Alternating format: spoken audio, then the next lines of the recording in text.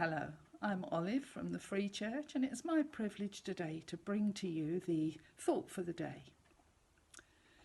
Do you ever wonder, like me, how God spoke to his people in days of old? With many accounts of the Lord speaking to Abraham, don't know if he heard a voice or had a vision or actually saw someone. We do read that one time he entertained 3 people, supposing them to be travellers. Not an unusual custom to offer hospitality to strangers at that time. And they gave him the news that the son that had been promised to him some 20 years earlier would be born the following year. And he was. Surely these were messengers from God. God spoke from a burning bush to Moses to catch Moses' attention. It seemed that he had heard a voice coming from the bush that time. But how about when he was being told what to say to Pharaoh? When given instructions regarding crossing the Red Sea, or when presented with the commandments on Mount Sinai? We read of Gideon, who had a visit from, it says, an angel of the Lord, who gave him an amazing command, and understandably he wanted to be sure that this was indeed a messenger from God. That time the visitor didn't eat the prepared meal, but touched it with his staff, and up it went in flames. A sacrifice. And if that wasn't enough, the angel then disappeared. We read that Gideon still needed some convincing that he'd heard the message right. And as a newspaper seller on a street corner would say, read all about it. Judges 6-8. We could go on all day thinking about prophets of old. But how does God speak today? Well, apparently in many ways. We're told of people in refugee camps or in places where Christians are persecuted, that God has used dreams and then followed them up by many other means to get the people's attention.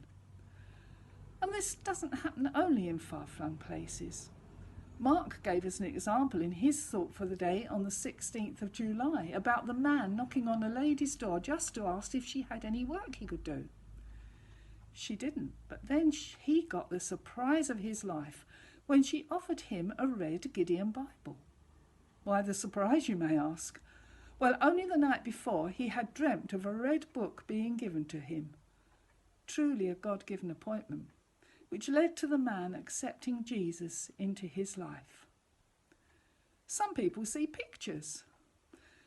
Do you know, a while ago, now an unusual thing happened to me. I was really getting het up about something that was going on, and amongst other things, this was causing very disturbed nights. Funny thing is, I can't remember what the problem was now, but I do remember how God spoke to me. It was about 4 o'clock in the morning, and I was just coming into semi-consciousness, and as clear as a bell, I don't know if it was a voice or a really imprint on my mind, 1 Peter 5 verse 7 came. I roused enough to think, what does that say? I must remember that in the morning, and whereas I would have expected to toss and turn with sleep over for that night, this time I just turned over and went back to sleep. Of course, the first thing I did in the morning was to look the text up and read, "Give all your worries and cares to God, for he cares about what happens to you." I have to say that if I'd been given the words rather than the reference, I would have thought maybe I was digging for assurance. But God knew what I needed at that time.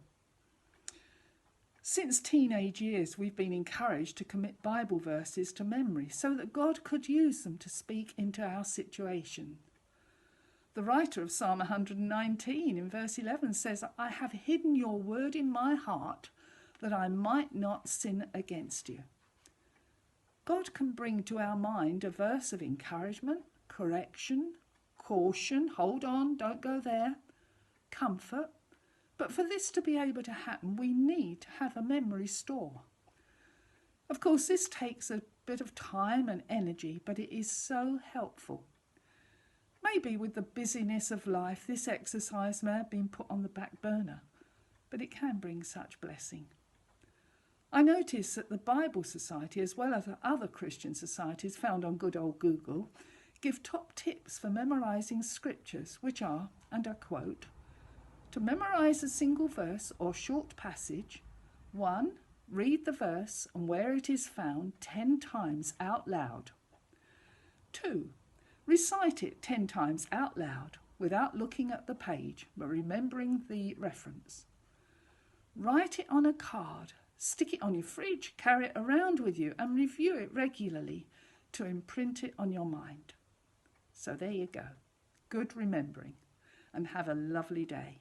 Bye.